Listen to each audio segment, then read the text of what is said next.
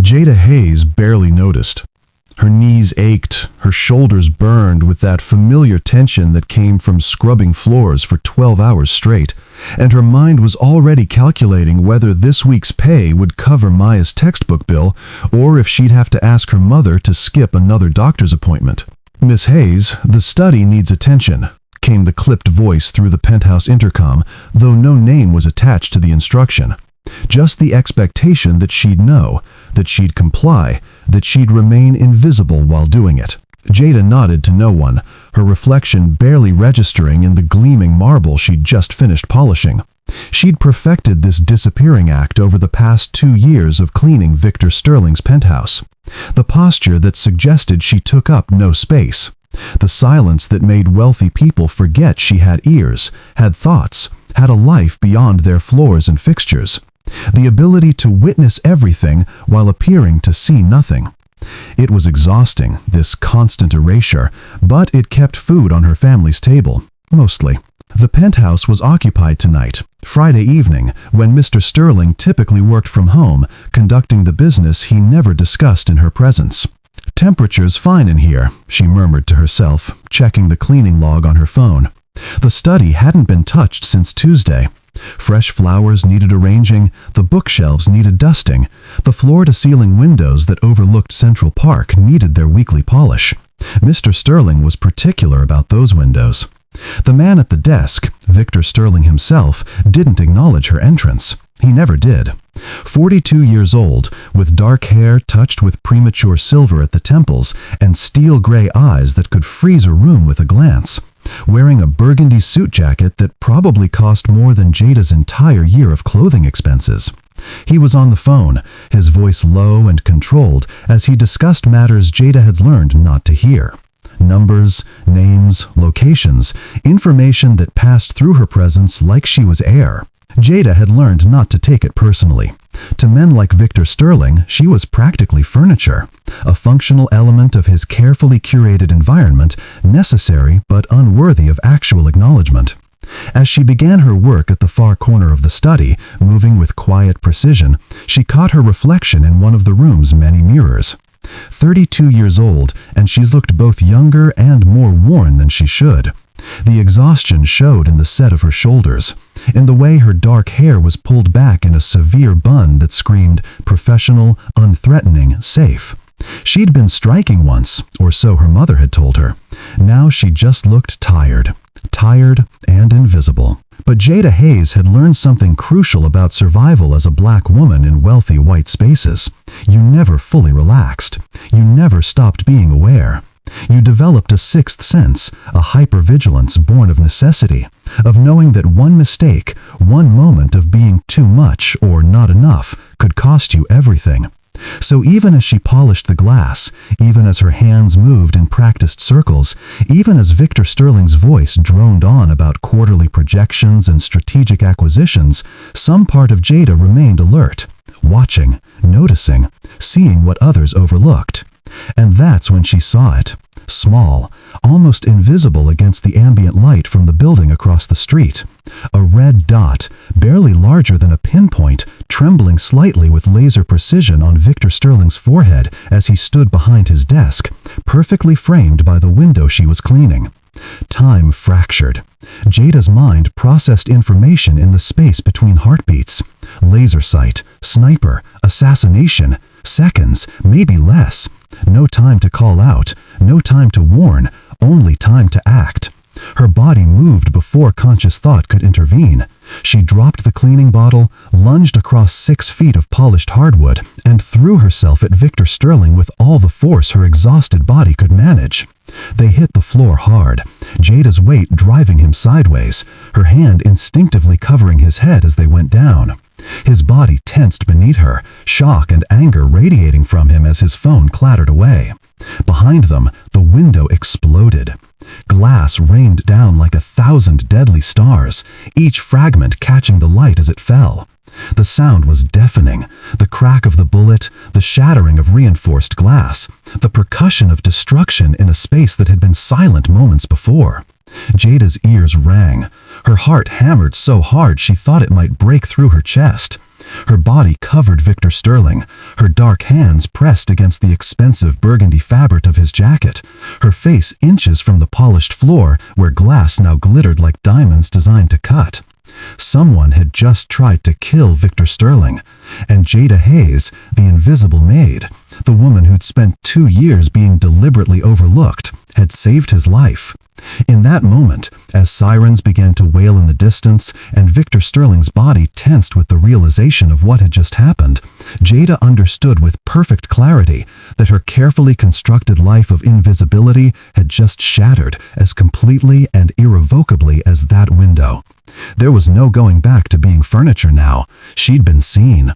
And in Victor Sterling's dangerous world, being seen meant everything had changed. Welcome back, my beautiful family and friends. I have missed you all, missed all the experiences we've had together. It's been a rough ride, but trust me, we're getting everything back and running. So stick around. I need your support on YouTube now more than ever. Thank you specially for sticking around to this very moment.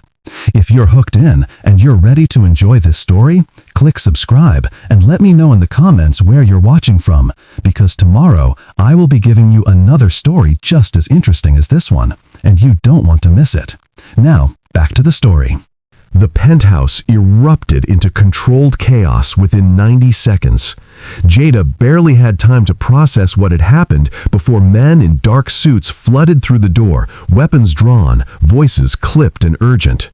Someone pulled her off Victor Sterling with surprising gentleness, guiding her away from the shattered glass, while others formed a protective barrier around their employer. Her hands were shaking. She couldn't make them stop. Clear the floor. Secure the perimeter. Chen, get forensics on that trajectory. Victor's voice cut through the noise, steady and commanding despite having nearly died moments ago.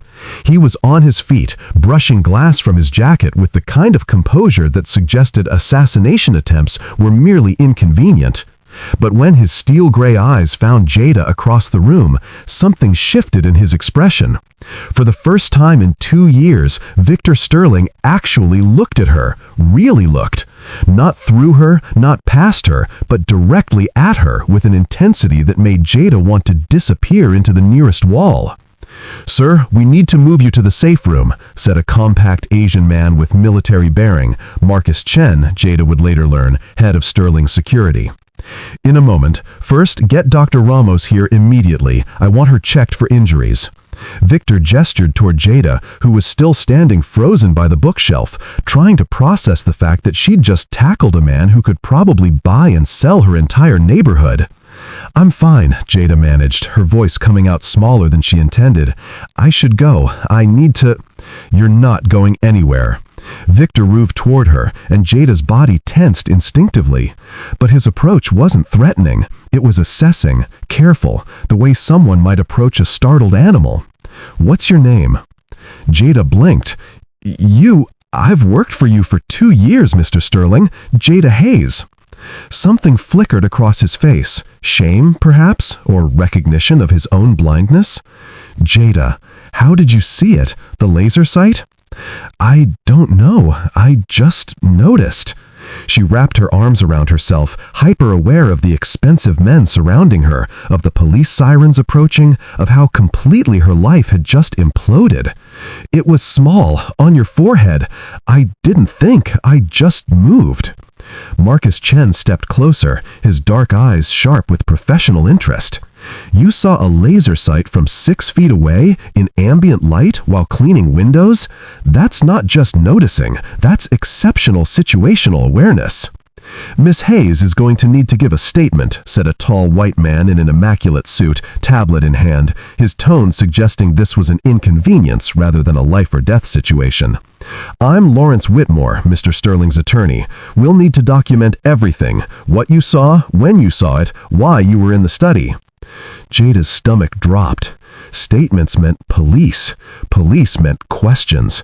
Questions meant attention. Attention meant everything she'd worked to avoid for 2 years.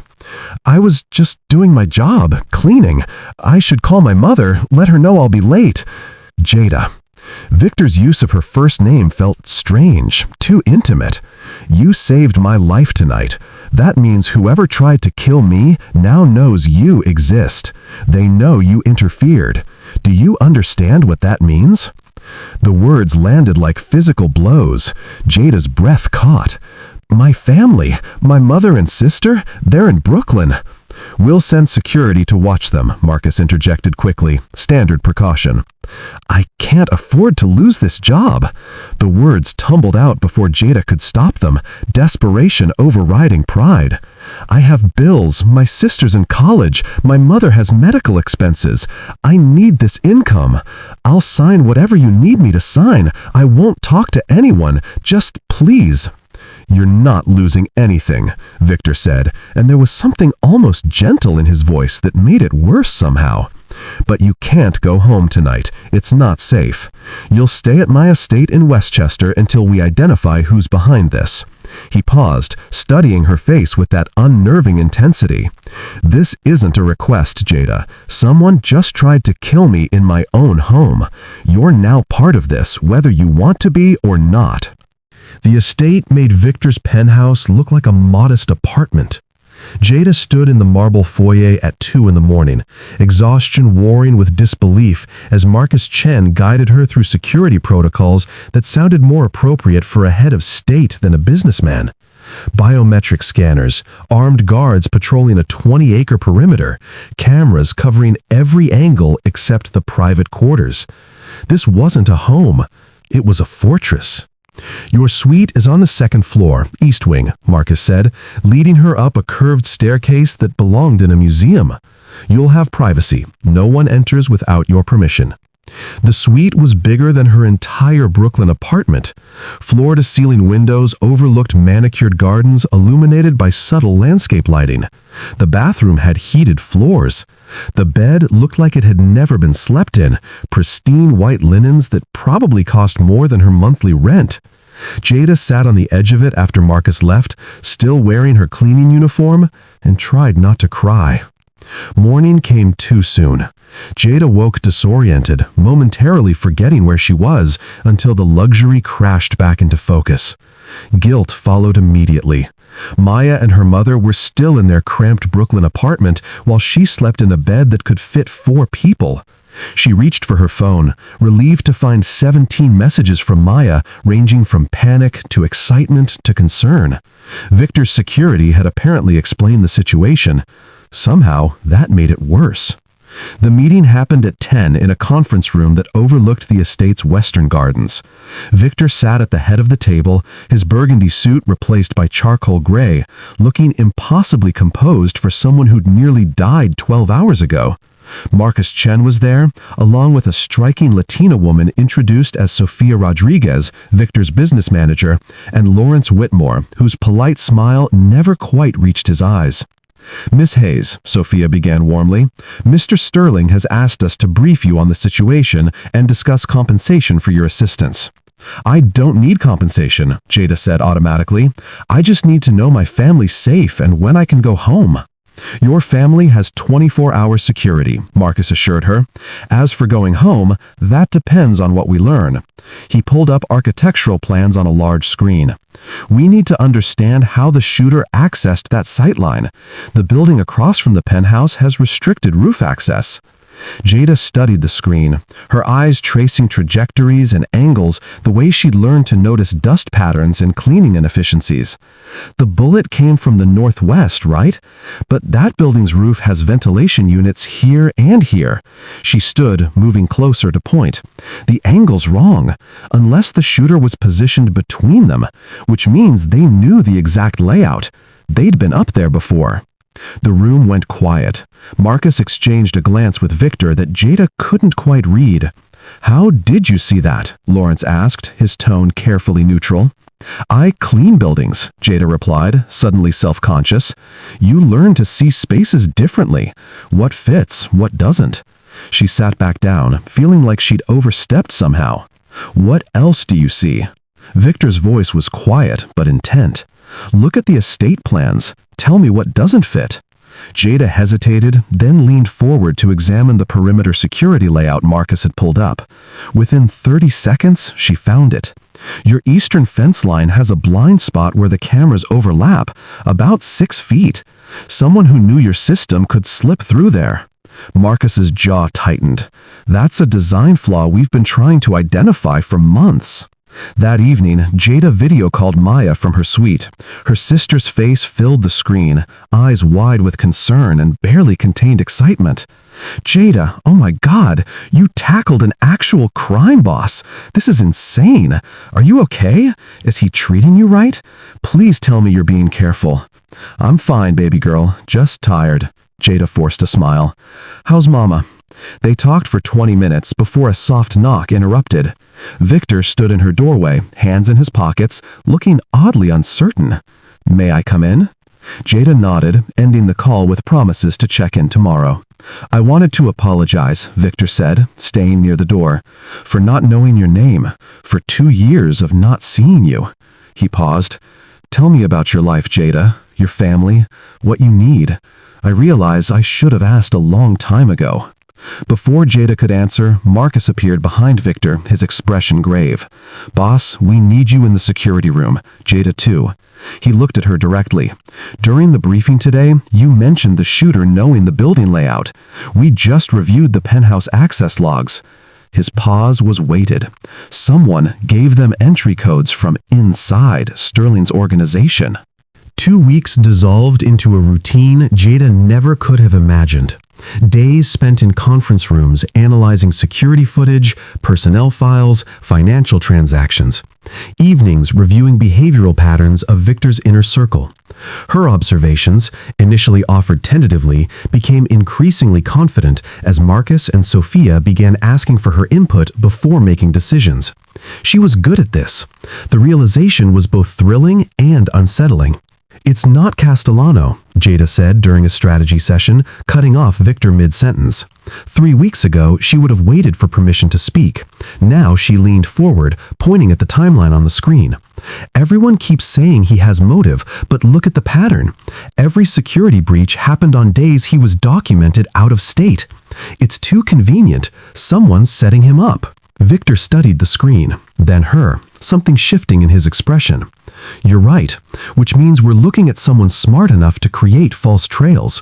He turned to Marcus. "Pull communications records for anyone who had access to Castellano's schedule. Perhaps Miss Hayes should leave the strategic analysis to those with actual experience," Lawrence interjected smoothly, his smile pleasant and poisonous. "I'm sure the help has other duties that require attention." The room temperature dropped 10 degrees. Victor's voice, when it came, was glacial. "Jada is a strategic consultant on this investigation, Whitmore. She's identified more leads in 2 weeks than your firm has in 6 months. If you can't recognize talent, regardless of where it comes from, you're welcome to leave." Lawrence's smile never wavered, but something cold flickered in his eyes. "Of course, my apologies, Miss Hayes." Later, Jada found Victor in his study, staring out at the darkened grounds. "You didn't have to do that," she said quietly. "I'm used to comments like that." "You shouldn't have to be." He turned, frustration evident. "How do you do it? Stay calm when people dismiss you." Jada almost laughed. "Mr. Sterling, I've been code switching my entire life. You learn to perform whatever version of yourself keeps you safe. Smaller voice around white employers. Careful grammar so they don't think you're aggressive. Smile when they say insulting things so they feel comfortable." She met his eyes. "It's exhausting being multiple people depending on who's in the room." "Victor," he said suddenly, "my name is Victor, and I'm sorry you've had to do that, especially here." Something passed between them, an understanding that made the air feel heavier. Jada looked away first, uncomfortable with the intimacy of being truly seen. The moment shattered 2 days later when Jada sliced her palm examining a shattered picture frame from Victor's office. She hissed in pain, blood welling quickly. Before she could move, Victor was there with a first aid kit, his hands surprisingly gentle as he cleaned the wound. "Hold still," he murmured, his fingers steady against her wrist. Jada's breath caught at the contact, at the care in his touch, at how close he was. When he looked up, their eyes met, and the awareness between them became impossible to ignore. "Jada, Victor started, but her phone rang, shattering the moment. Maya's name flashed on the screen. That night, Jada video called her mother, who'd been unusually quiet about the situation. "Baby, I need to ask you something," her mother said, her face serious on the screen. "This Mr. Sterling, what does he want from you? Men like that don't give without expecting something back." "It's not like that, Mama. He's just what? Grateful? Protective?" Her mother's eyes were knowing. "Or is it something else you're not ready to name yet?" Jada ended the call without answering, because she didn't have an answer. Or rather, she had one she wasn't ready to admit. The explosion came at 3 a.m. Marcus burst into Jada's suite without knocking, his face grim. Sterling Industries warehouse in Red Hook. Fire and explosion. 2 employees dead. He paused, meeting her eyes. It was supposed to be empty. Someone knew the night shift schedule. The trader is escalating, and they're getting desperate. Victor returned to the estate at dawn, and Jada knew immediately something had broken in him. He moved through the foyer like a man carrying invisible weight, his expensive suit covered in soot and ash, his steel-gray eyes haunted in a way she'd never seen. He didn't acknowledge the staff who tried to approach him, just headed straight for his study and closed the door. Jada stood in the hallway for a long moment, debating. This wasn't her place. She was the maid who'd accidentally become a consultant, not someone who offered comfort to men like Victor Sterling. But she thought about those 2 employees, about families who'd gotten terrible phone calls tonight, and she knocked. "Go away." Victor's voice was raw, unfamiliar. She opened the door anyway. He stood by the windows, jacket discarded, shirt unbuttoned at the collar, one hand pressed against the glass. "I said—" "I heard you." Jada closed the door behind her. "But I'm not good at following orders anymore. You've ruined me for that." Victor turned, and the devastation on his face was naked, unguarded. They had families. Martinez had 3 kids. Chen was getting married next month. His voice cracked. "They died because someone's trying to hurt me. Because I built an empire that makes me a target." Jada moved closer, every instinct telling her to comfort him, despite all the reasons she shouldn't. "That's not on you. That's on whoever set the explosion." "Isn't it?" Victor's laugh was bitter. "I've spent 20 years building power, accumulating wealth, making enemies. I told myself it was about security, about never being vulnerable again like I was growing up in poverty. But what's the point of all this if people die because they work for me?" "You're human," Jada said quietly. "You're allowed to grieve them."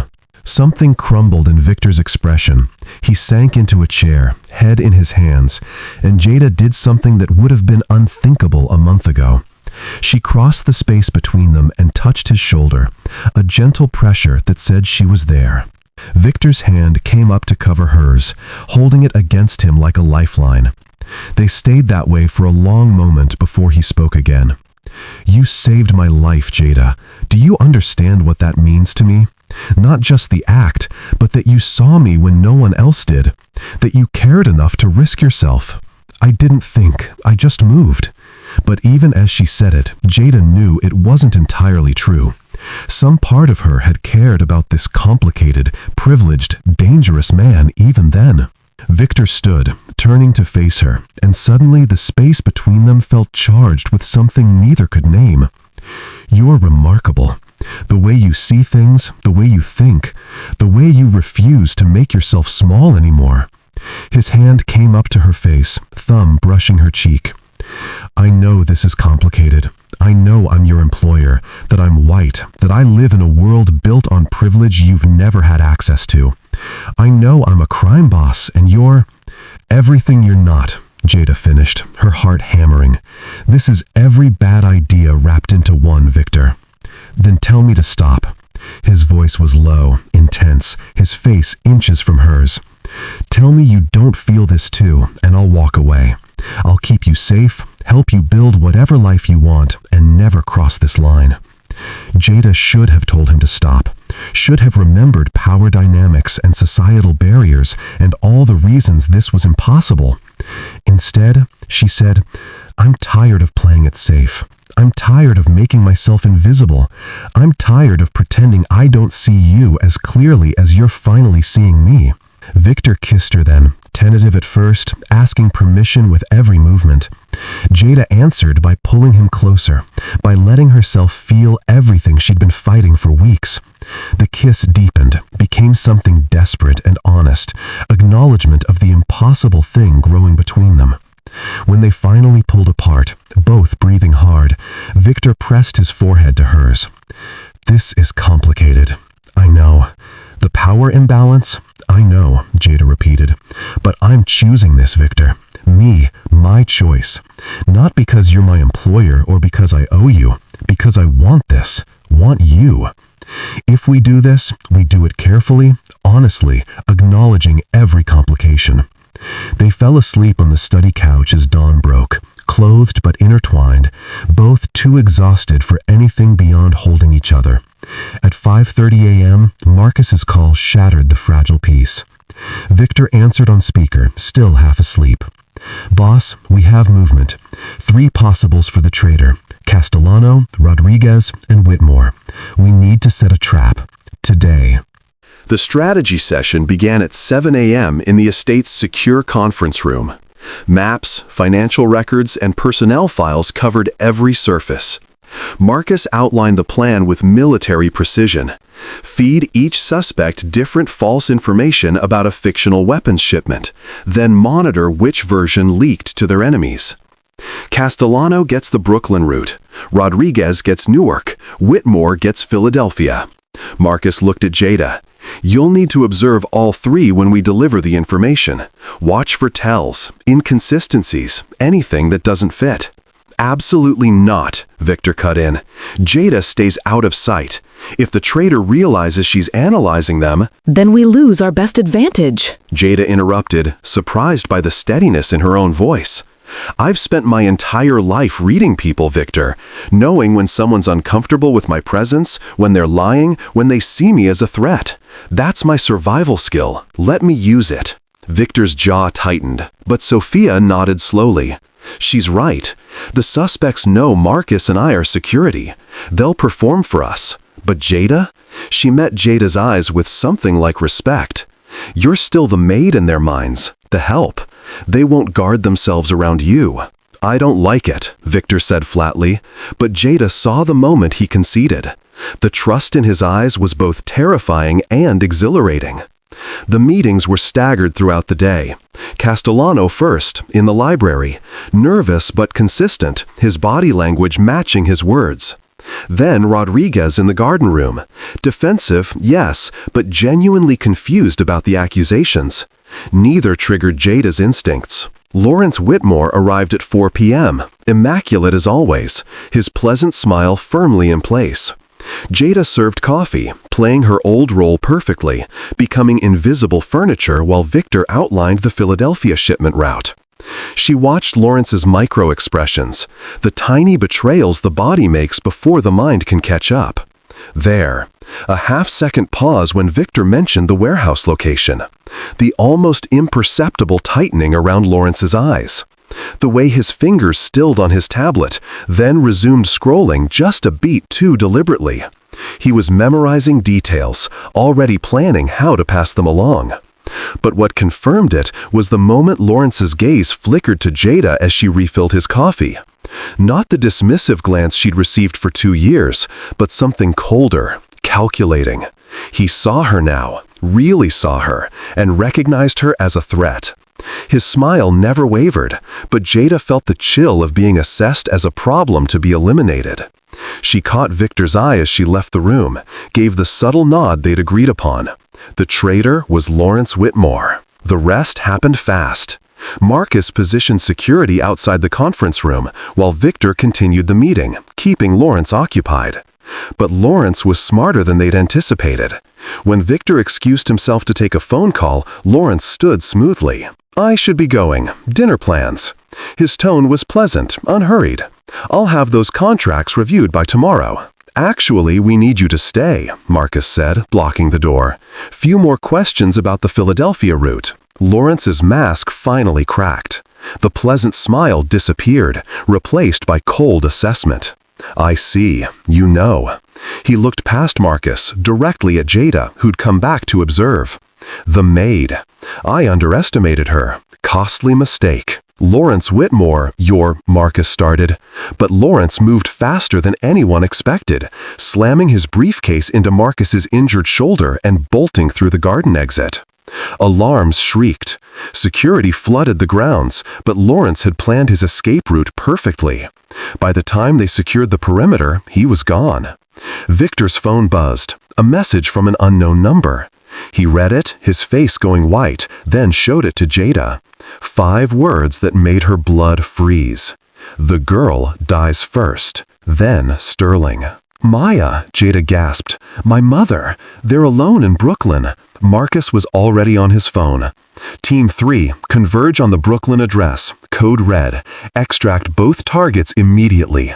He looked at Jada, his expression grim. Lawrence has resources, money, connections, access to professionals. He knows your family is your vulnerability. Victor pulled Jada close, his hand in her hair. We'll get them. I promise you, we'll keep them safe. But his phone buzzed again. Another message. A photo this time.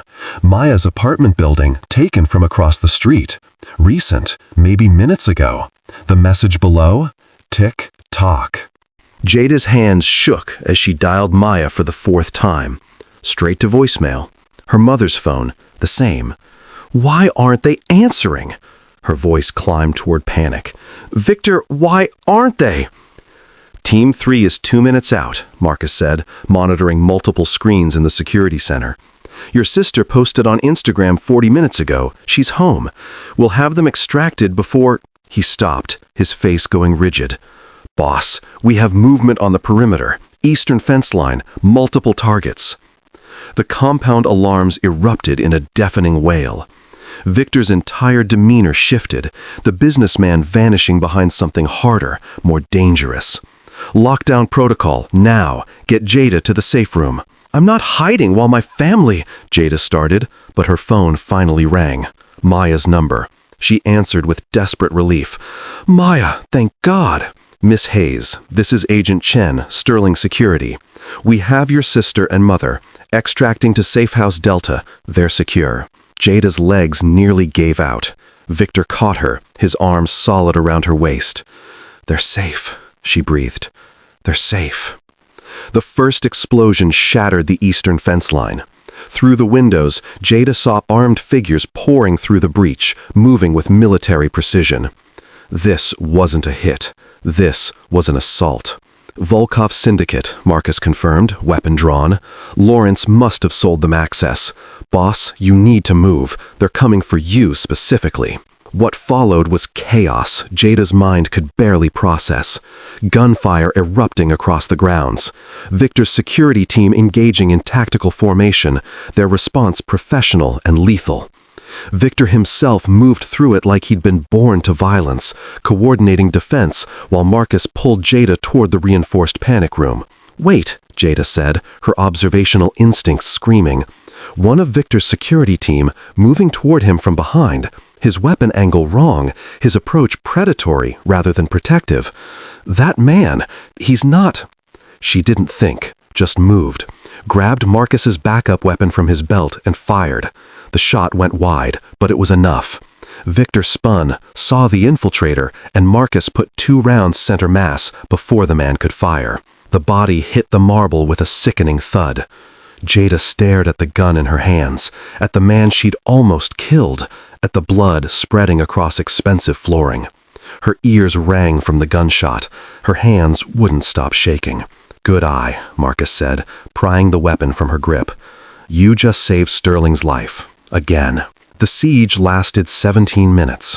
When the gunfire finally stopped, 6 attackers were dead, 3 captured, and Lawrence Whitmore was dragged into the estate's front hall, bleeding from a shoulder wound, his perfect composure finally shattered. Victor stood over him, and Jada saw something in his eyes she'd never witnessed. Cold, calculating fury. Who else in my organization is compromised? Lawrence laughed, blood on his teeth. You really think I'm telling you anything? The Volkovs promised me. The shot came through the same window Jada had been cleaning 3 weeks ago. Lawrence's head snapped back, his body crumpling, the same red dot that had started everything, now ending it. Professional, clean, eliminating loose ends. "Sniper!" Marcus roared, but the shooter was already gone, vanished into the Manhattan night. Jada stood frozen in the doorway, covered in drywall dust from the explosions.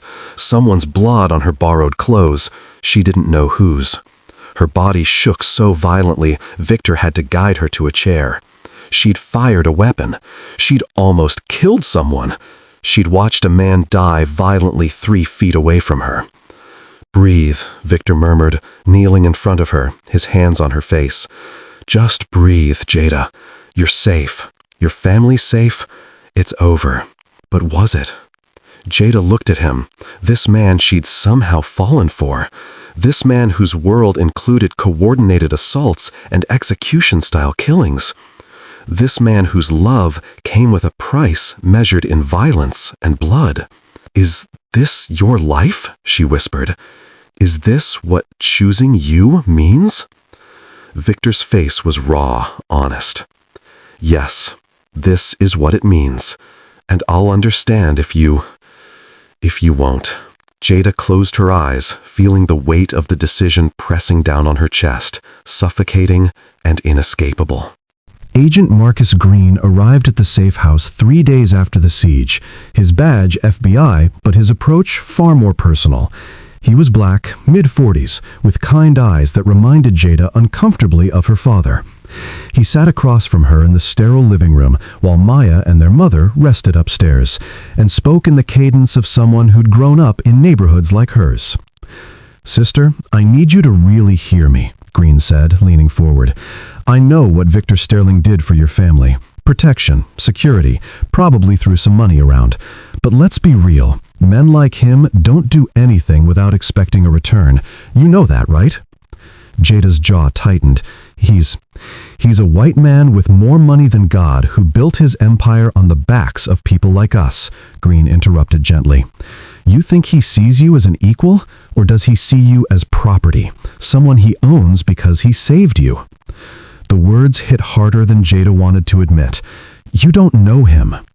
I know his type, and I know women like you, smart, capable, deserving of so much more than being some crime boss's kept woman." Green pulled out a folder. "Witness protection for you, your mother, and your sister. Full college funding for Maya at any school she wants. Comprehensive medical care for your mother. The specialists she needs, not the clinic visits she can afford. New identities, fresh start, everything you've been killing yourself to provide." He paused. "All you have to do is testify about what you've seen. The businesses, the operations, the violence. Help us put Victor Sterling away, and your family gets the life they deserve." Everything Jada had worked for, struggled for, sacrificed for, handed to her on a silver platter. Freedom from financial terror, security, safety, a normal life. "Can I think about it?" she managed. Green nodded. 24 hours. But Jada, think about what you're choosing, his world or your freedom. That evening, Jada found her mother in the safe house kitchen, making tea in someone else's space. "Mama, can I ask you something?" Her mother studied her face. "This about Mr. Sterling?" "The FBI wants me to testify against him. They'll give us everything. Protection, money, Maya's education, your medical care. Everything we need." Jada's voice cracked. "But I'd lose him. And Mama, I think I love him." Her mother was quiet for a long moment. "Baby, I didn't raise you to settle for scraps, but I also didn't raise you to live in fear." She took Jada's hands. "So tell me true, does this man make you settle?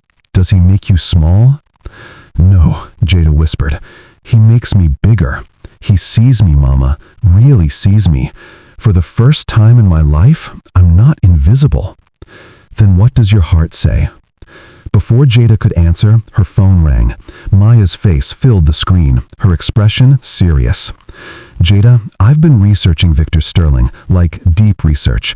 And look, Yes, he's involved in some shady stuff, but the legitimate businesses, the community investments in poor neighborhoods, the anonymous donations to social programs, that's real too. She paused. He's complicated, but the way he looks at you in those security photos Marcus showed us, that's not fake, that's not exploitation, that's love. Maya's eyes glistened. Whatever you choose, I trust you, but don't choose based on what you think you should do. Choose based on what you actually want. Victor came to the safe house the next morning. He looked exhausted, haunted. The FBI offered you a deal. How did you... Because it's what I would do. Leverage your vulnerability, offer you everything I can't. He sat across from her, keeping distance between them. Jada, you should take it. You deserve safety, normalcy, a life that doesn't include armed sieges and assassination attempts. I care about you too much to trap you in my world. Something inside Jada snapped. Don't you dare, she said, her voice low and fierce. Don't you dare decide what I deserve. Don't you dare play noble and push me away like I'm incapable of making my own choices. Jada, I'm not your employee anymore, Victor. I'm not your responsibility. I'm not some helpless woman you need to protect from herself. She stood, closing the distance between them. I'm your equal, and I choose you. I choose this complicated, dangerous, impossible thing between us. Not because you're giving me something, but because I want this. Want you. Want us. Victor's carefully controlled expression crumbled. The violence, the constant threats, the reality of what my life entails? I've seen it, I've lived it, and I'm still here. Jada took his face in her hands. If we do this, we do it as equals. Business partners, life partners. I'm not the help anymore, Victor. I'm the woman you love. So, act like it. 8 months transformed everything. Jada stood in her office on the 23rd floor of a downtown Manhattan building, her name etched in gold on the glass door.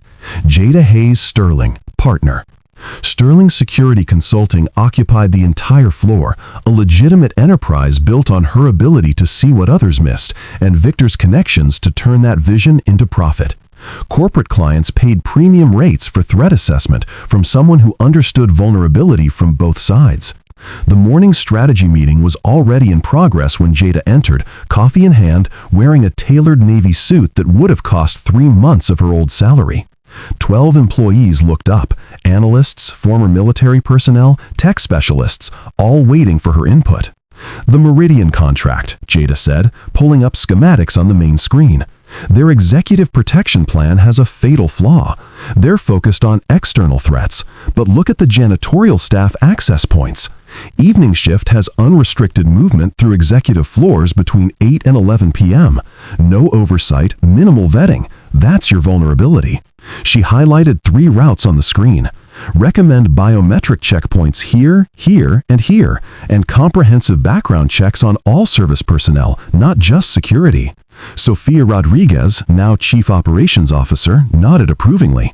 I'll have the proposal revised by end of day. She caught Jada's eye after the meeting. Lunch? There's a Thai place near Columbia I want to try. Over pad Thai and spring rolls, Sophia said what she'd been holding back. You know, when Victor first told me about bringing you into the business, I thought he'd lost his mind. A maid with no formal training? She smiled. I was wrong. You've transformed this company. Hell, you've transformed him. He's transformed too, Jada said quietly. Divesting from the gray area operations, building something legitimate. It's not easy for him, walking away from that world. But he's doing it, for you. Sophia's expression turned serious. The FBI's still watching, but they're finding less and less. Give it another year of clean operations, and they'll move on to actual criminals. That evening, Jada found Victor in their penthouse kitchen. Not the estate, but a new space they'd chosen together in Tribeca. He was attempting dinner, sleeves rolled up, hair slightly mussed, looking more relaxed than she'd ever seen him. You're home early, he said, kissing her with the easy affection of established intimacy. How was the Meridian presentation?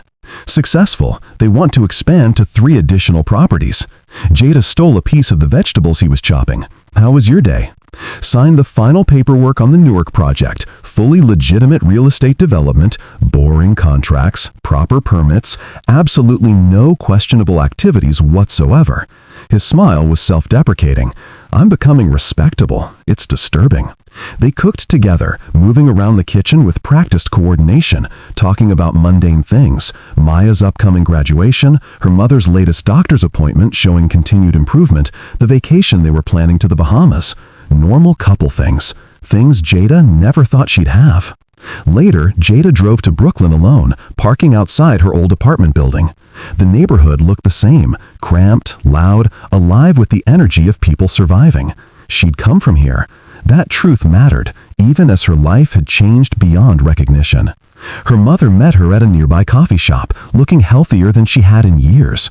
Proper medical care and reduced stress had given her back a vitality Jada had almost forgotten. "Baby, you look good," her mother said, hugging her tight. "Happy, really happy." "I am, Mama." "You found a man who sees you, not what you can do for him, not what you represent, but actually sees you." Her mother's eyes were knowing. That's rare. Hold on to that. That night, Jada and Victor sat on their terrace, the city spreading out below them like scattered jewels. Victor pulled her close, his chin resting on her head. "Can I ask you something?" "Always." "Any regrets? About that night? About tackling me to the floor and changing both our lives?" Jada turned to look at him, this man who'd learned to see past privilege, who transformed his empire for her, who'd proven that love could transcend barriers that seemed insurmountable. "Only one," she said, smiling, "that it took you so damn long to finally see me." Victor laughed, the sound genuine and free. "Well, I'm looking now, and I'm never looking away again." The ballroom of the Waldorf Astoria held 800 security professionals, corporate executives, and government officials, all waiting for Jada Hayes Sterling to take the stage. 2 years ago, she would have been cleaning this room, invisible among the chandeliers and marble.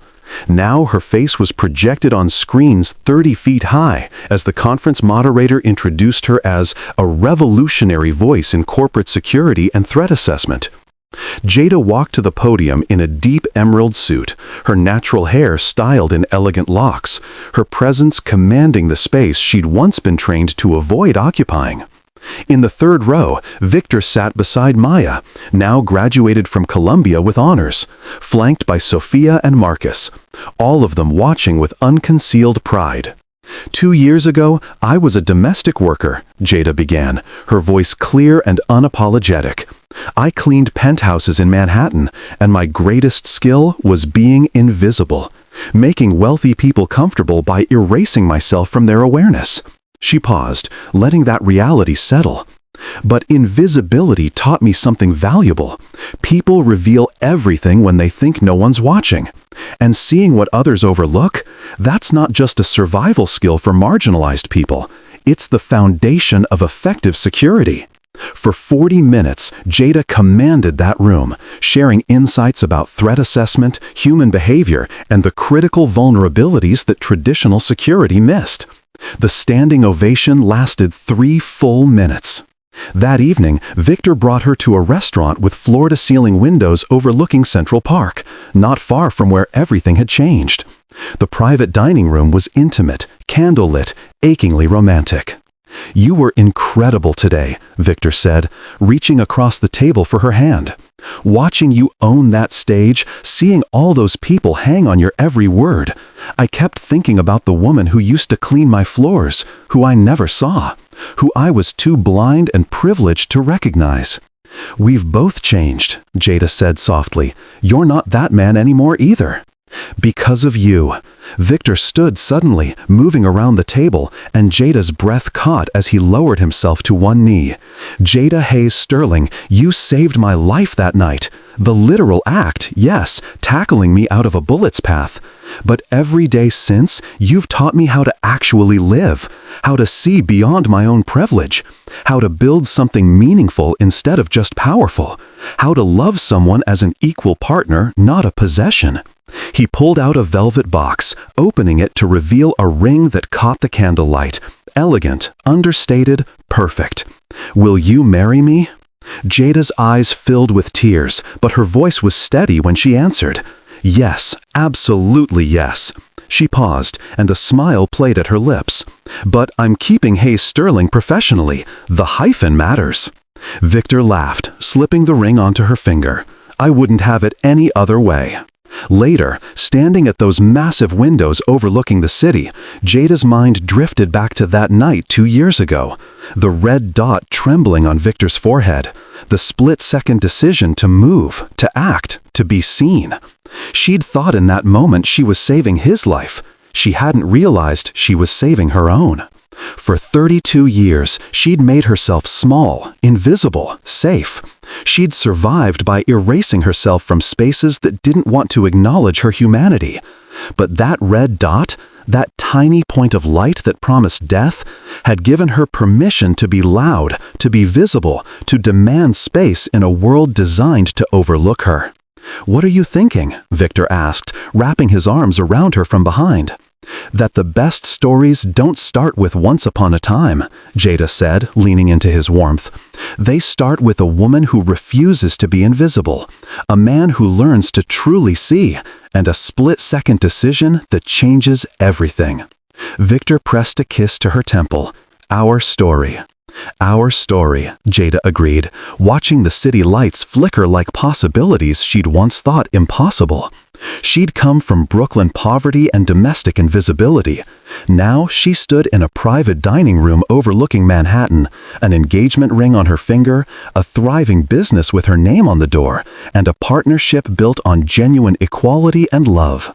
The red dot that should have ended Victor Sterling's life had instead begun both of theirs.